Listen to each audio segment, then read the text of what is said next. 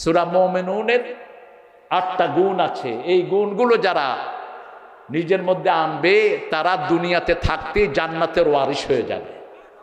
সুবহানাল্লাহ, বেশি জোরে হইল না। ওয়ারিশ কারা হয়? বাপ মরে গেলে বাপের সম্পদের মালিক কে হয়? ছেলে হয় ওয়ারিশ। মেহেদী আলাইহিস সালামের আল্লাহ 500 বছর হায়াত দিক, দোয়া করি। মেহেদী যখন থাকবে না তার সম্পদের মালিক হবে কারা? ওয়ারিশ, ছেলেরা হবে। আল্লাহ বলছেন এই 8টা গুণ যার মধ্যে থাকবে, উলাইকা হুমুল ওয়ারিসুন আল্লাযীনা ইয়ারিসুনাল ফিরদাউসা হুম ফিহা খালিদুন। এরা দুনিয়ায় থাকবে, জান্নাতের ওয়ারিস হিসাবে আমি তাকে জান্নাতুল ফিরদাউস দান করে দেব। রাসূল বলছেন যে দৈনিক বলবে 3 বার আল্লাহুম্মা আজিরনা মিনান নার। জাহান্নাম বলবে আল্লাহ এই বান্দাকে আপনি জাহান্নামে দিয়েন না, আপনার এই বান্দাকে আপনি জান্নাতে দিয়ে দেন।